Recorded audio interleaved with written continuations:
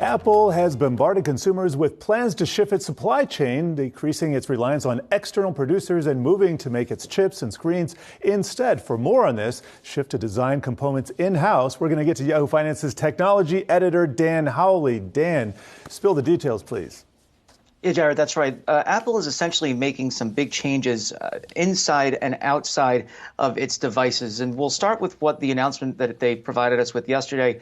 Their two new chips. They have their M2 processor, and now they have their M2 Pro and their M2 Max. These are going into the MacBook Pro and Mac Mini. So this is part of the strategy that they're kind of playing out overall, where they're pulling away from these third-party partners and pushing everything in-house. Now, it's important to note that they're not building these chips. They're still using partners like TSMC, Taiwan Semiconductor, but they are designing them. So rather than relying on the likes of Intel, which they've stopped their relationship with, they're doing this on their own. And this goes beyond just the processors inside their devices, whether it's their iPhone, their iPad, or Mac. It also goes into the modems in their devices. We know that they're going to be weaning themselves off of their reliance on Qualcomm for their 5G chips. That was supposed to happen this year, but because of some technical difficulties that they ran into, they're going to continue to rely on them, at least for now. And then next year, they should be going with their own chips. And they're also reportedly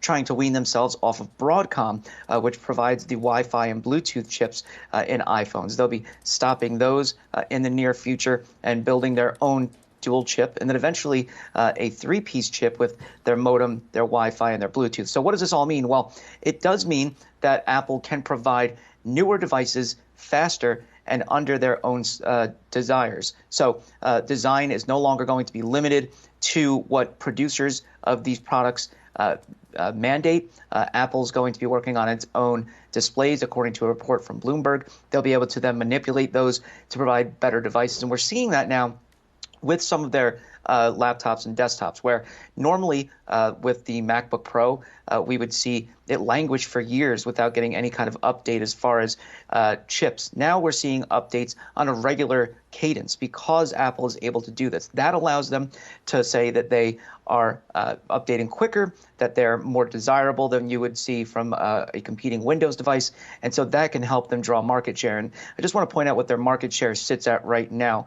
They own about 10.7% of the global market. They're still well below the likes of Dell, which is at 16.7%, HP at 20.2%, and Lenovo at 24%. So they still have a long ways to go as far as making up that market. But if they can do this, they should be able to start collecting a little bit more of that. And we also actually have Loop Ventures' Gene Munster kind of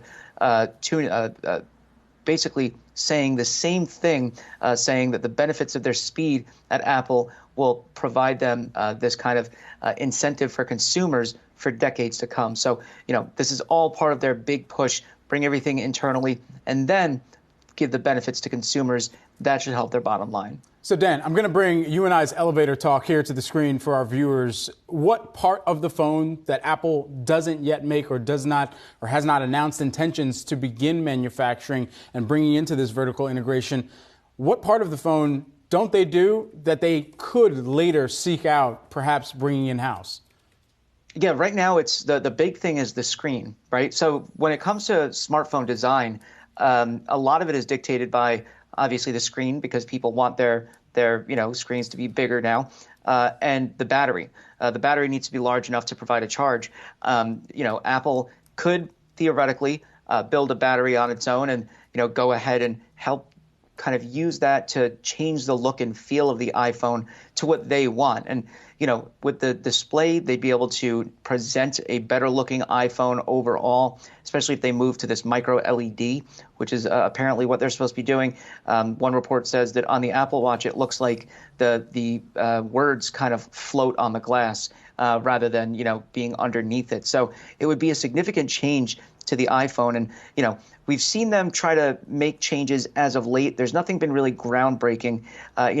There's the dynamic island, which is interesting, but doesn't really do much outside of allow you to, access your music from your home screen without having to go into an app or a timer. The camera's obviously always getting an upgrade. Sony generally produces the chips for that. Apple could work on those on its own and see if maybe they could change up the iPhone there. But there haven't really been, as I said, these kind of groundbreaking movements in the iPhone. If, though, they're able to do that with the display, if they're able to maybe able to change things with the battery, they'll be able to provide a completely different experience. But we'll have to wait and see.